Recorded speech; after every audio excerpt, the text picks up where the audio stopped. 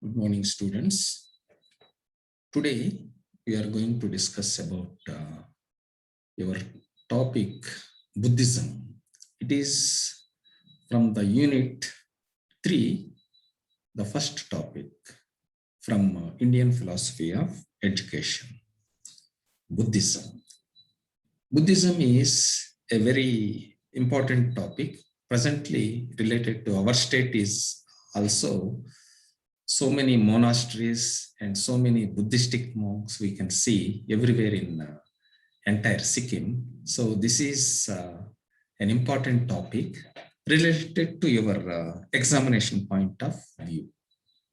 Okay, we'll go for the introduction of this Buddhistic philosophy. Buddhism philosophy belong to the heterodox philosophy because we are having two types of philosophies, orthodox philosophy and heterodox philosophy. In heterodox philosophy, we are having Buddhism, Zionism, these things we are having, whereas in orthodox philosophy, Vedic philosophy, Nyaya philosophy, that is pure Indian orthodox philosophy. So two philosophies, but Buddhism is belong to the heterodox Indian philosophy.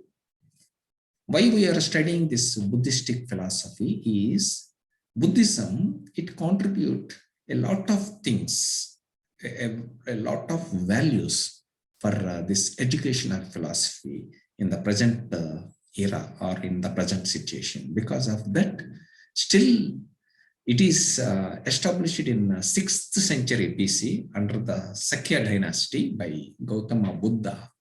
So earlier name is Siddhartha.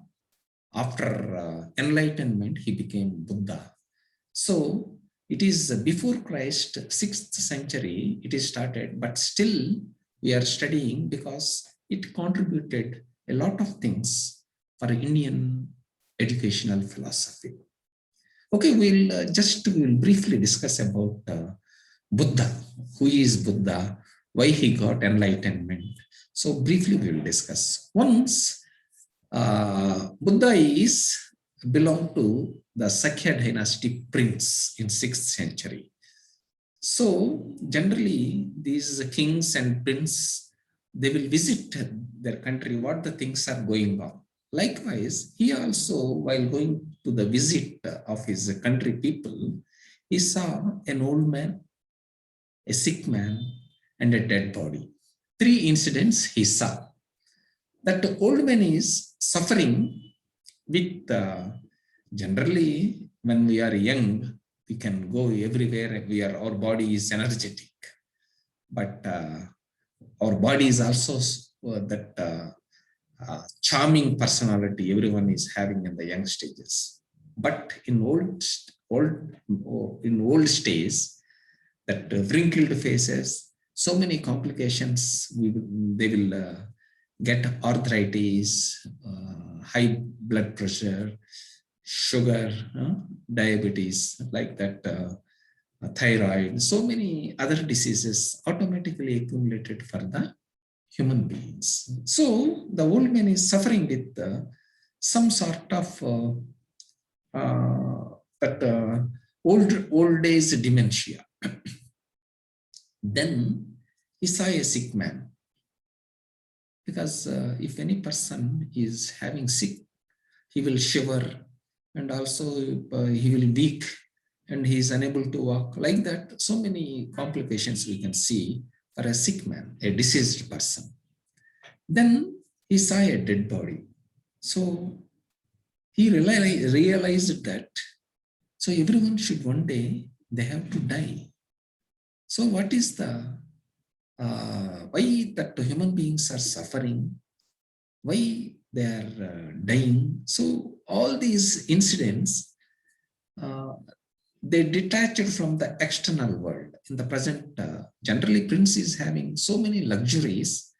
So while thinking in a philosophical view, he got some detachment from the world, and he went for the spiritual quest. That means the spiritual knowledge. In order to receive that spiritual knowledge, he left his home. Then Buddhistic philosophy is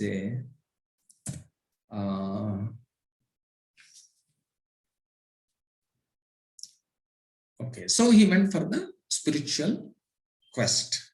Spiritual quest.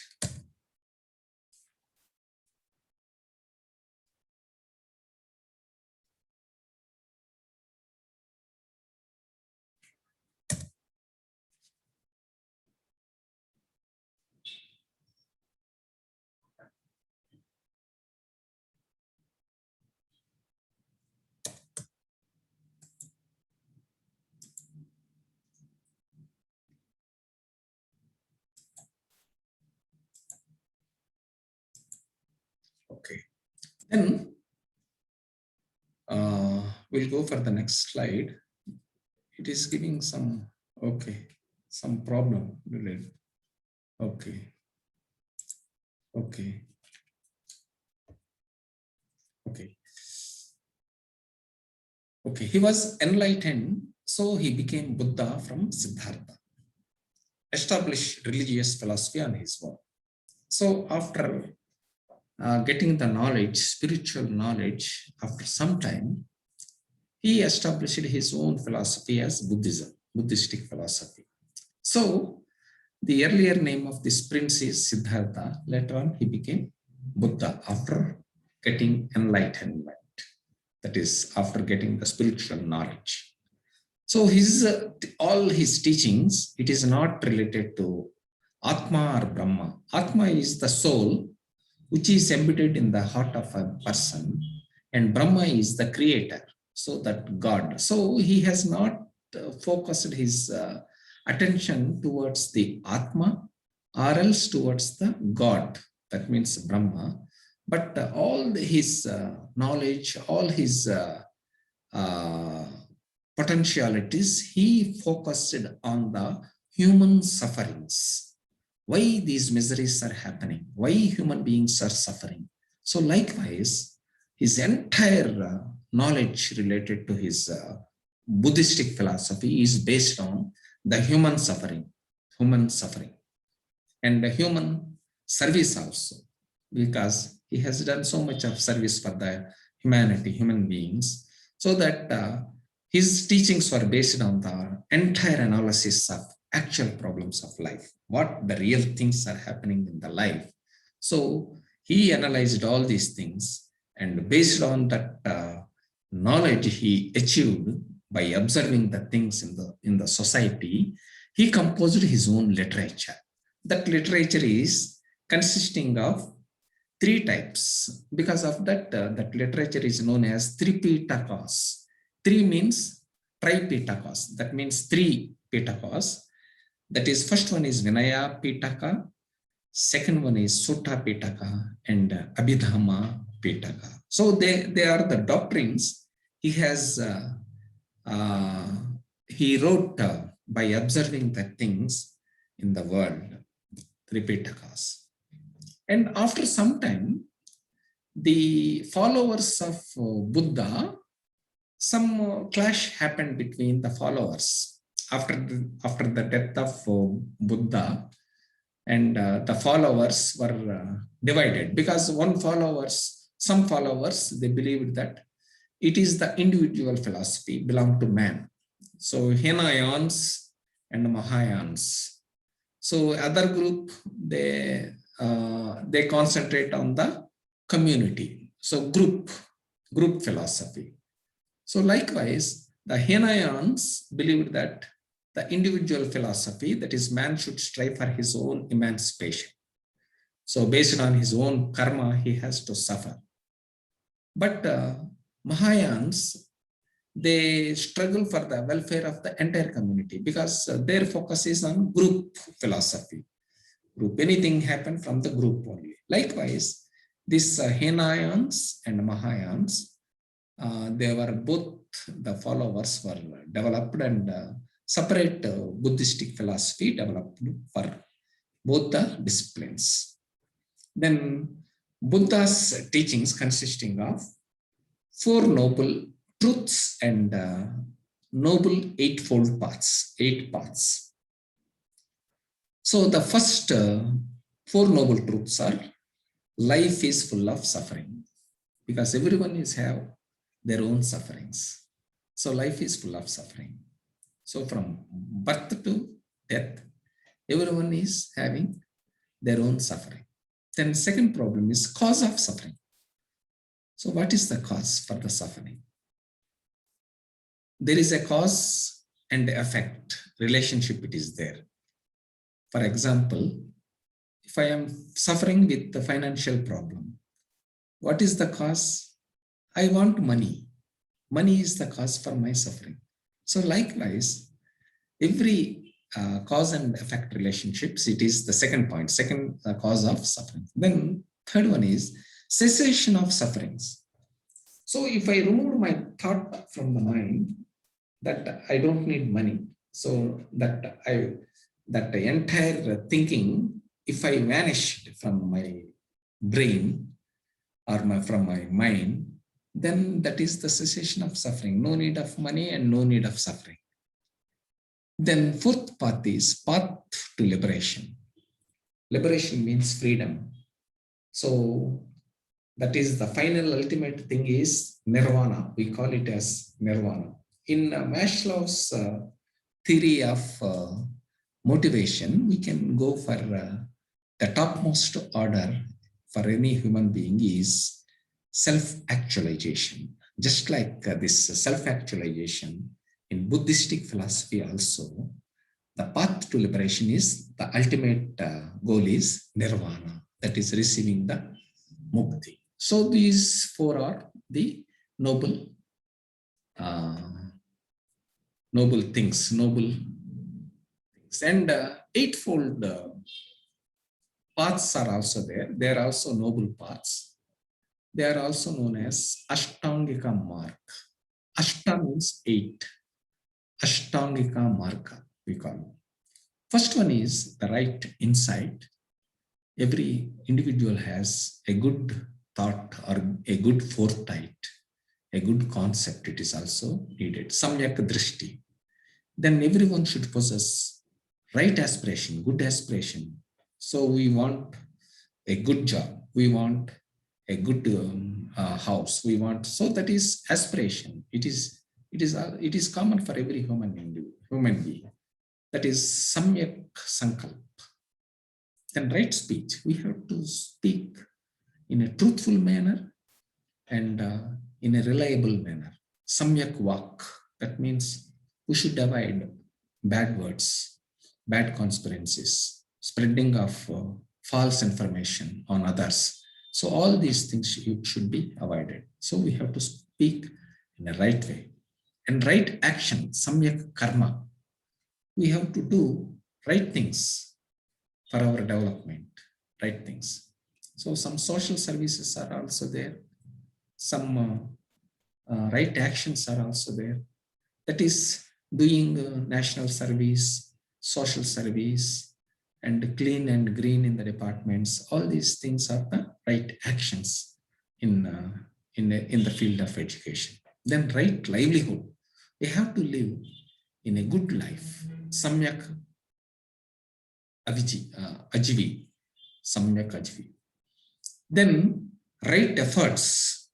Because in order to qualify the UGC net, we have to some effort should be, we have to made, otherwise we don't qualify the examinations. So such type of, if we want to qualify any entrance examination, so hard work, it is necessary. So that should be in a right way, right effort, samyak vayama. Then right mindfulness, all our thoughts, all our thinking capacities should be in a positive way, in a right way. Samyak smriti. So that the cruel things, jealous, all such type of negative type of thinkings, it should be avoided and it should be eliminated from the brain. And right concentration, samyak samadhi. We have to concentrate on good things in a positive way. So likewise, all these Ashtangika marks, if we follow all these things, then there is no question of suffering or there is no question of misery. Because of that, he has made this Ashtangika mark. Then, coming to the aspect of this teachings of Buddha, he has not emphasized that God and worship, because generally in the present world we worship the God, right? Worship by singing or doing some bhajana or some shouting, like that. So many worships we will do for the God, but he has not concentrated on the God or eternal things earlier, but everything he focused on the human beings in a practical way after getting his enlightenment.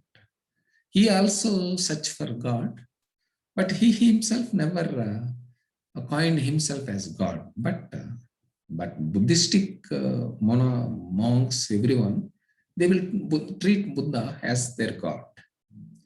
Then he has established four Arya Satyas, four truths. First one is theory of dependent origination. That means the group of miseries. Why that individual is getting so many misfortunes, miseries. So it is known as Pratitya Samutpada. Pratitya Samutpada. Then second issue is in 4 Arya Satya, the second Satya is theory of change.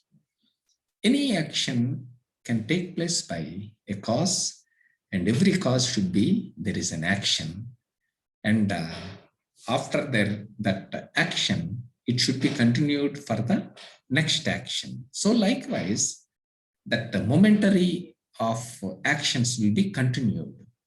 So he developed this theory as a momentary theory, Kshanikvad.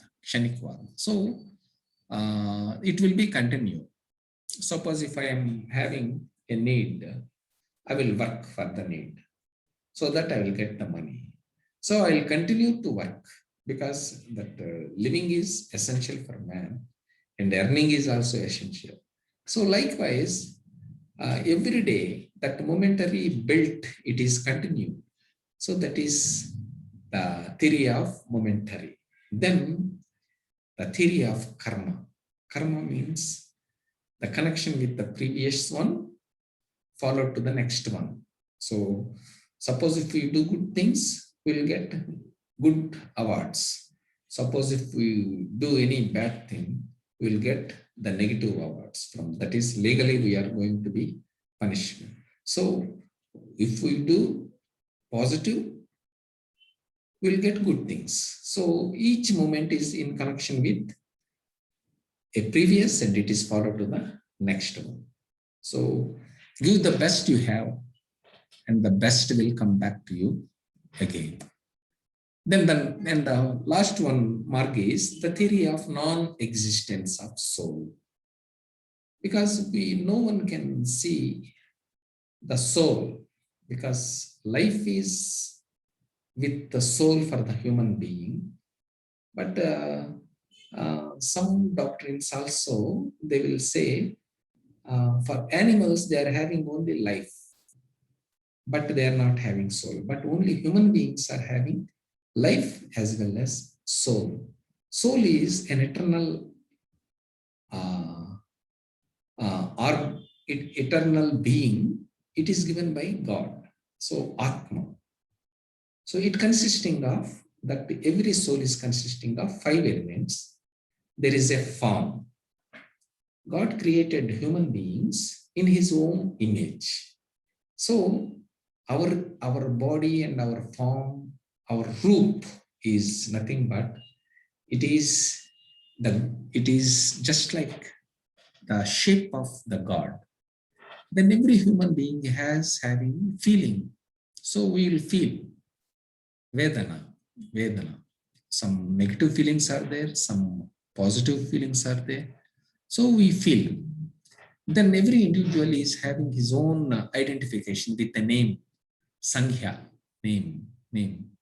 So my name is Raju, and your name is maybe some, uh, your name is some specific identification. And here I see we can also identify we'll recognize your group also, because Lepcha, so your names, it will come at the end. Subba, Bhutia, so Tamang, Gurung, Sherpa, like that. So many names come for this Sikkim people, so that we can understand your identification as well as your group identification. Then impression, samskar.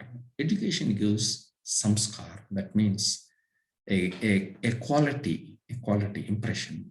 So if anyone see a person working in a teacher profession, automatically based on his profession, some impression will create. He's a good person, he's a good teacher, like that.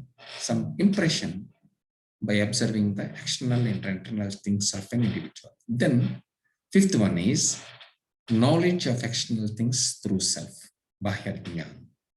So many things we will observe and we will learn from the society, so that all these things will be give the bahya jnana, that is the external knowledge for the individual. Then in education, coming to the aspect of education in Buddhism, we know so many monasteries or viharas. In Sikkim also we can see so many: Choten Monastery, Rumtek Monastery, Rangka Monastery. In those monasteries, these monks, junior monks, they will obtain education. That group is known as congregation, that is Sangha. So the main aims of education of this Buddhism is attainment of nirvana. Nirvana is the liberation at the end, topmost ultimate end of that life is the liberation, freedom from all struggle, freedom from all miseries, freedom from all sufferings, human sufferings. So that is the attainment of nirvana. Then transformation of human character. Generally, man's character is wild, but we have to transform by observing the things and by helping the others, and to develop the positive qualities, that our character will be the shape, and personality of an individual will be acceptable to other human beings also. And realize Four Noble Truths. Already that Four Noble Truths and Ashtangika Marg we discussed earlier. So we have to realize the noble truths. Life is full of sufferings, a cause of suffering, cessation from suffering, and ultimate nirvana. These are the noble truths. Then service to humanity. We have to do some social service also. From Sikkim University also, we all teachers, we contributed some rice and some dal, everything, oil, and we purchased all these things. And in some areas, that is outskirts, one orphanage home is there. So we distributed all this food stuff for that Mayal orphanage home and one old age homes, so that we'll provide some food material for them. So that is, we are doing a service to the humanity. Earlier also from the department, we have given this quilts during the winter season. So we have done all such type of things for the humanity, because God has given something in a better position. So we have to look after the persons who are in a pathetic condition. Then attain the state of serenity, equanimity. Serenity means we, the calmness. So that when a person is obtaining so much of philosophical thoughts, he will become so calm and cool. Equanimity, equal. So every human being is, suppose even if the status may be different, but before God, everyone should be equal, passionless.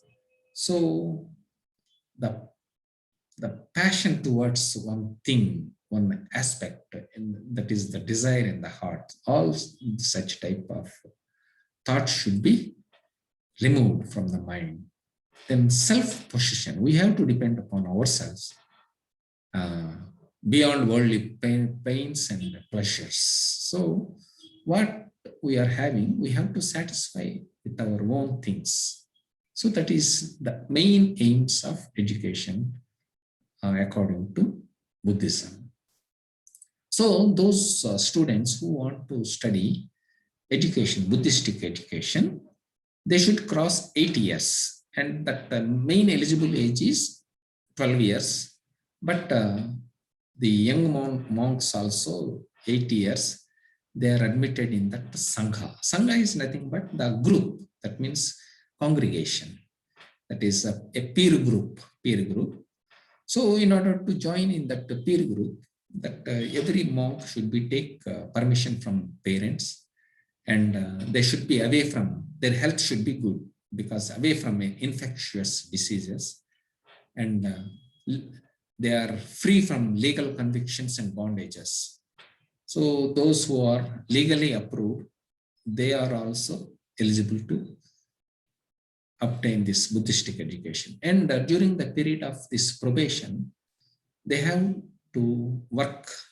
So laborious work they have to do in the monastery. These are all the things that they have to follow. Then, what are the rituals? What are the religious practices in Buddhistic education? It is also known as pabajja. So when the student enter into the Sangha, he has to follow the rituals. That is known as pabaji. The rituals consisting of 4 stages. The first stage is, I take refuge of Buddha. That means I will follow the teaching of Buddha. Buddham Saranam Gacchami. Then I will follow the rules and regulations of Dharma. Truth. Dharmam Saranam Gacchami. Then I will take refuge of Sangha. That I will follow the rules and regulations of the group. Sangham Saranam Gacchami.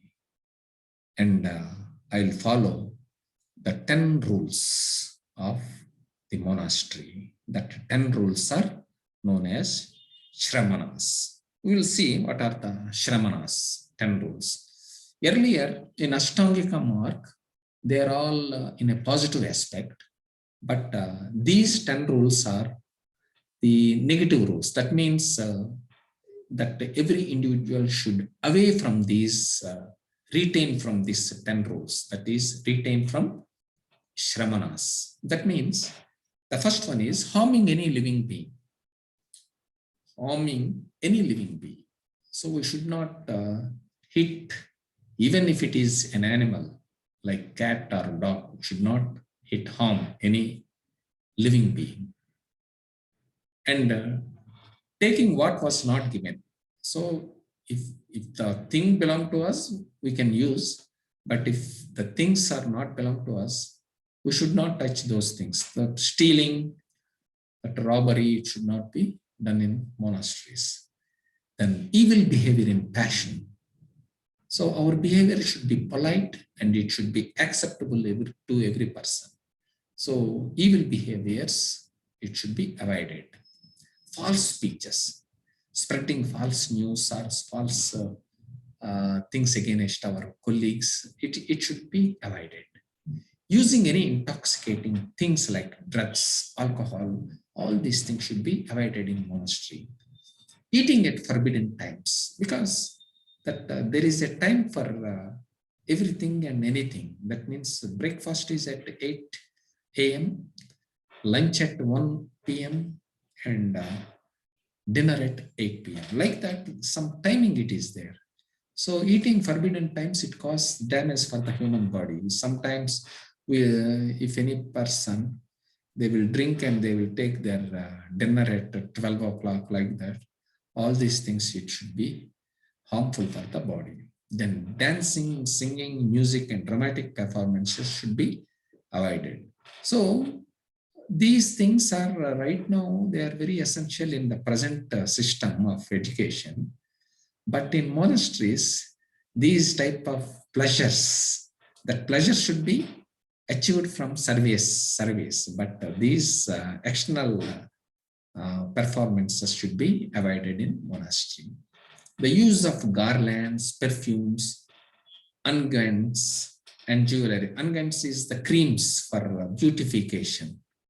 That is flush of their blush their hairs, and tattoos. All these things should be avoided. Jewelry also, it is not avoided. It should be avoided, jewelry. And the use of high or broad bed.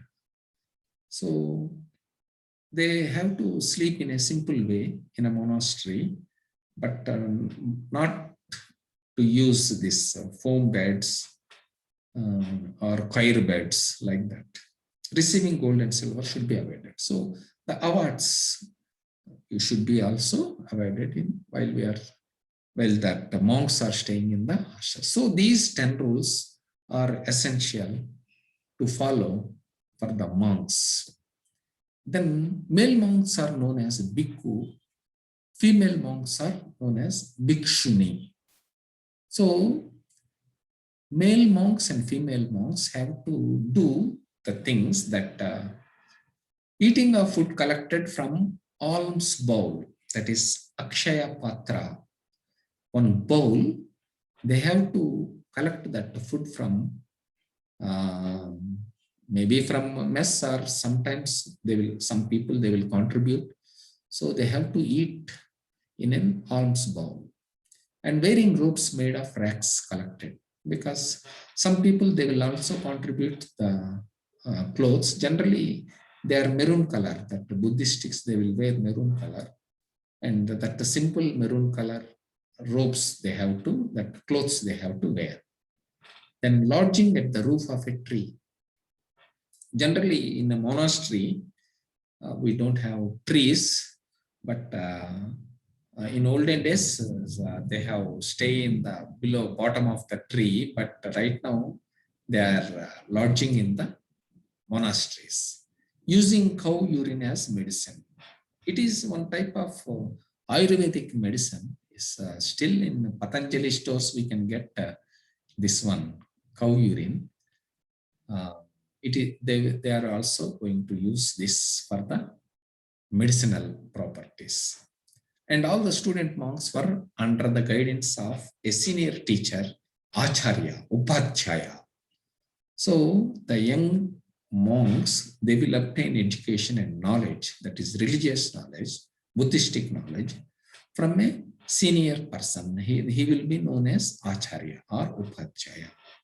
So from 12 years onwards up to, generally student will join between 8 to 12 years. From 12 years onwards up to 20, that means 8 years of knowledge. Their final ordination, that is giving the degree, it is known as Upasampada.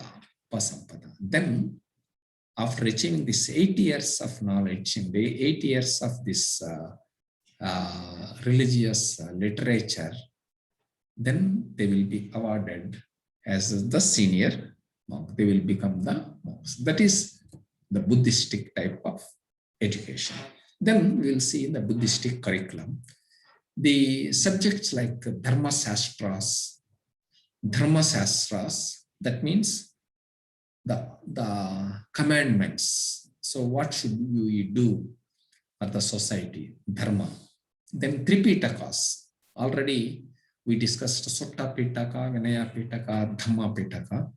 So all these things, they purely belong to the doctrines of Buddha. They will read those things. And along with those things also, the accountancy, medicine, surgery, and other things they can also read in monasteries. The syllabus is divided into two types, that is religious syllabus, that is Buddhistic religious syllabus, and the material related to the worldly syllabus, just medicine, accountancy, surgery, all these things belong to the material. And this Dharma Shastras, Tripitakas belong to these religious things. Then the methods of teaching related to Buddhism, that is, it is freedom to argue or debate and dispute. So there are 8 types of methods of teaching, methods they have used. First one is theory, Siddhanta theory. Generally, there is a theory based on the principle. So they will taught and they will learn this theory, Siddhanta. Cause and reason, that means example, udaharana. So for example, we will learn that the known things to unknown things. For explanation of those things, they will also use this example method. Then parallelism, that is sadharmya. That means that when the two things are going alike, so that is also one type of things, parallelism. Then contradiction, vaidharmaya, contradiction. Some contradictory things they can also follow in the methods of teaching. Then evident, that is the truth, or that after the inference is the evident, pratyaksha. Then argument, anumana. Argument means it is between the two, the teacher and the student. Then induction, agama method. Induction and deduction, 2 methods we are having. So deduction is from all rules to the principle, and induction is from all rules to obtain the principle. Principle to rule, rule to principle. So agama. Imitation. It is in the early stages of primary education, imitation and recitation. It is also known as ucharana. And woman of education for woman. So it is permitted for women to join in Sangha. So even if female monks are also permitted to obtain Buddhistic education in monasteries. But some strict rules and separate rules for female monks, because that feminine education is progressed for women. Some other subjects are also, they will teach for women candidates. And anyhow, this Buddhistic education, it gives a great shape in Indian system of education. And Buddhistic education is a well-organized education, and it contributed so much of higher values in our present educational system. So this is the brief description about the Buddhistic type of education. And these are all the important points. You can also see so many other books you can get, Indian philosophy of education, that are related to this Buddhism. So thank you, students. I hope that I'm going to upload this PPT, and have a nice day. Stay safe, and by wearing mask and maintaining social distance. Thank you once again, students. Thank you.